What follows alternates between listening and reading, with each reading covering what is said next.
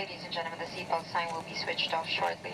However, for your own safety, we recommend that you keep your seatbelt loosely fastened in case of any. Olá a todos, venho falar-vos para fazer mais um pequeno update da situação aqui na Suíça e, como é lógico, da situação que eu conheço, portanto, desta zona do Cantão de Vaud, onde habito, e também da zona de Genebra. Como é lógico, não podemos generalizar porque a Suíça tem características muito diferentes de cantão para cantão. Ainda assim tive a possibilidade de falar com alguns colegas de outros cantões que me manifestaram que a situação em alguns serviços de cuidados intensivos ainda é relativamente fácil de gerir, ainda tem bastantes vagas e, portanto, isto deve-se também à discrepância que há de casos positivos dos cantões limítrofes, ou seja, que têm fronteira com outros países, e dos cantões que ficam mais no interior. Há casos até que têm menos de 100 casos positivos e há outros, como o Cantão de Vaud, que têm mais de 4.000. Portanto, dito isto, aparentemente, e tudo isto depende obviamente do número de testes que são efetuados, aparentemente o número de casos diários, de novos casos diários, aparenta diminuir, ou seja, isso traduz provavelmente uma boa resposta às medidas de isolamento social. E em termos de resposta de cuidados de saúde, nós também ainda conseguimos fazer face àquilo que está a acontecer e à grande carga de trabalho que está a aumentar no nosso serviço, porque nos antecipamos àquela que é a vaga esperada daqui a alguns tempos. Todos sabemos que, se caso isto resulte, seja aqui na Suíça, seja em Portugal, caso possamos escapar a uma vaga que ponha em causa a capacidade de resposta dos cuidados de saúde, caso consigamos escapar a um cenário como o cenário italiano, muita gente virá dizer que não era caso para tanto, que foi exagero, que foi fogo-fato. Não é assim. A questão é que, se conseguirmos escapar, é graças a essas medidas e não porque a situação não era real. E, portanto, tudo isto serve também para contextualizar que os vídeos que eu gravo têm um tempo determinado. Como é lógico, eu vou-vos atualizando sempre que possível e não irei dizer nada daquilo que não se passa na realidade. E, portanto, neste momento, tanto nos serviços, no meu serviço em particular, que foi duplicado e dividido em duas partes, conseguimos enfrentar esta realidade ainda de uma maneira adequada, quer através dos meios de recursos humanos que foram aumentados e de pessoas que têm alguma formação anterior em cuidados intensivos que vieram ajudar, quer também por meios técnicos, por exemplo, os ventiladores que nos foram emprestados pela Clínica de Genolier e também pelo Exército. Por isso, neste momento, estamos preparados para essa vaga. Se ela chegar, teremos que refletir de outra forma e, se calhar, aí apertar ainda mais as noções de clima de catástrofe. No entanto, neste momento, depois daquela fase inicial em que nos foi muito difícil adaptar tudo, porque teve que ser feito rapidamente, temos as coisas prontas para poder enfrentar a situação. Há várias medidas também que estão a ser tomadas de forma mais cautelosa, por exemplo, nomeadamente nos hipermercados ou nos supermercados, como a fotografia que se segue. Nesta fotografia deste painel informativo, tirada hoje de manhã, à porta de um supermercado, está escrito 5 regras para compras em segurança. A primeira imagem tem a legenda: acesso unicamente através de cartão, um cartão por pessoa. Se nenhum cartão está disponível, por favor aguarde um pouco. A segunda indicação: respeite as distâncias durante as compras. A terceira: respeite as distâncias na fila de espera. A quarta: fique atrás do plexiglass, que é aquela proteção plástica entre o cliente e o funcionário. E na última, pague sem contacto e devolva o cartão de acesso na caixa. Obrigado.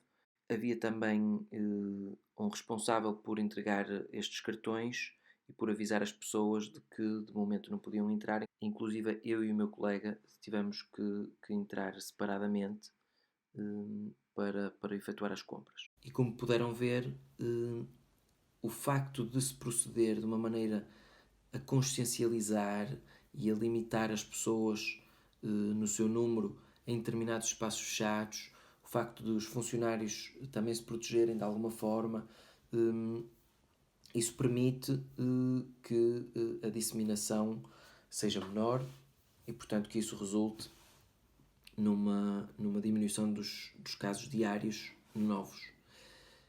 Portanto, a situação está a tornar-se controlável. Ainda assim, não podemos dizer de todo que é momento de relaxar. É um momento até de alguma tensão, porque há a noção da parte de algumas pessoas de que, como o sistema de saúde dá resposta e como a população acatou algumas das medidas, que há alguma liberdade para sair mais do que para ficar em casa.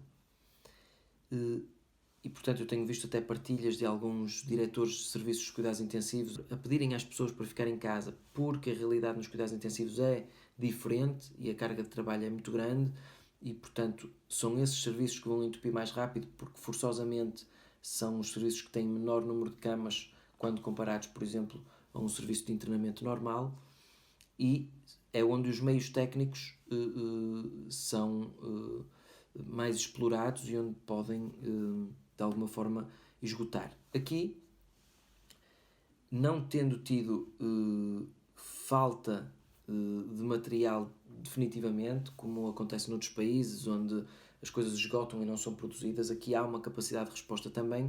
No entanto, o nosso racionamento é no sentido de permitir que a produção seja feita, que as encomendas sejam feitas e que cheguem, e portanto temos que de alguma forma ter cuidado com o material e prolongar um bocadinho o seu potencial de uso. Ainda assim, temos condições neste momento para nos protegermos, coisa que eu temo que possa não acontecer em todos os sítios do meu país de origem, Portugal. Neste momento há também dissidências científicas, é quase como se houvesse duas fações. Uma fação que defende os estudos alargados e randomizados para testar a questão de alguns medicamentos, como a hidroxicloroquina, e há outros que dizem que se devia dar a toda a gente na dúvida.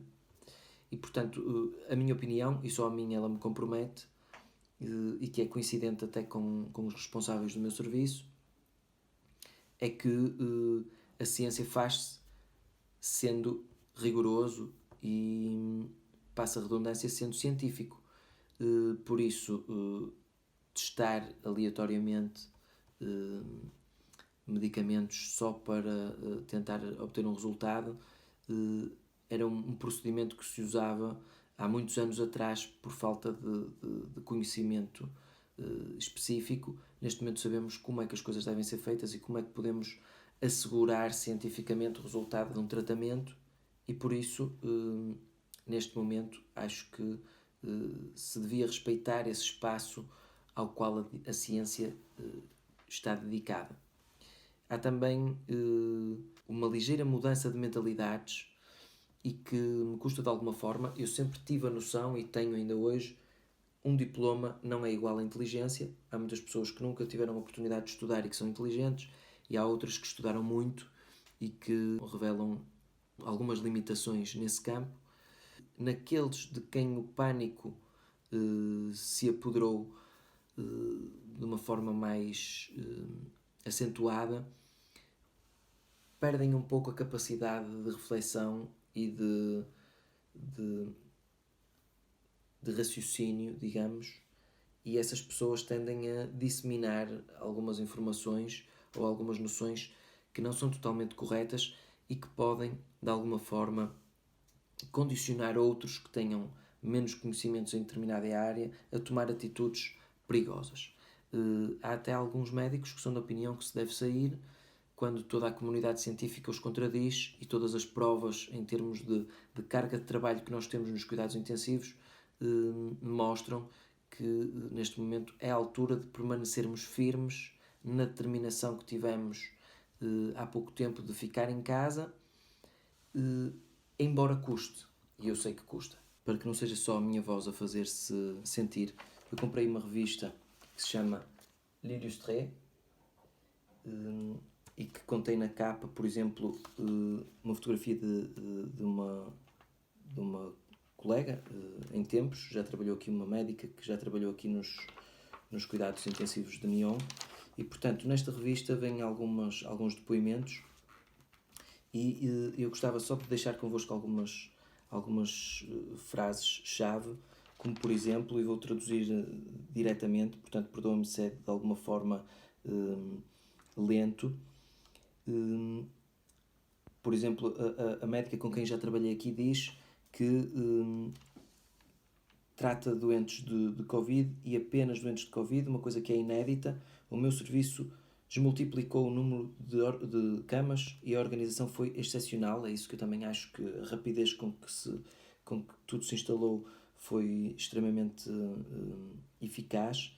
E depois diz, há também outra coisa que devemos gerir, que é a impotência. Não temos tratamentos específicos para tratar estes doentes que vivem esta doença de uma forma muito solitária, e por isso temos que ser nós a compensar essa situação. E mais à frente ela diz que devemos ter também atenção não só aos cuidados intensivos, mas também àqueles que tratam os doentes que não estão entubados, como é lógico, estou plenamente de acordo, e diz, aqui existe um edifício inteiro, e quando ela diz aqui é em Genebra, um edifício inteiro que está cheio de pacientes com Covid-19. São vários testemunhos que aqui, inclusive pessoas do serviço de limpeza, das ambulâncias, etc. E depois tem aqui alguém que preferiu guardar a sua privacidade, que diz, é também um chefe clínico, ou seja, um médico, de um hospital desta zona da Suíça francófona, e o título do seu testemunho é muito engraçado, diz: Si nous n'avions pas préparé ça, nous serions dans une merde noire à l'heure actuelle. Traduzindo, se nós não tivéssemos preparado isto, neste momento estaríamos numa merda negra. Traduzindo à letra até. Este testemunho de um médico que não quis revelar o seu nome nem o hospital onde trabalha é particularmente interessante, porque fala aqui de algumas questões que foram levantadas também por colegas meus em Portugal, que é a questão de ok, arranjamos ventiladores, aqui ainda há de sobra para os doentes que temos nos cuidados intensivos de momento, mas e as bombas infusoras, as máquinas todas que acompanham o doente que está entubado? Será que temos seringas infusoras suficientes, etc? Portanto, todo esse material tem também que ser gerido de uma forma rápida, e aqui, como ele diz, não temos problema de antibióticos, mas podemos vir a ter um problema, por exemplo, de sistemas para os ventiladores, ou também de anestésicos e sedativos, portanto, que começam a escassear em algumas zonas, e portanto não é escassear por falta de produção, é escassear porque esgotamos rapidamente os estoques que temos e temos que encomendar, e durante esse período o doente não fica à espera. E por isso temos que aprender a gerir com outros produtos também.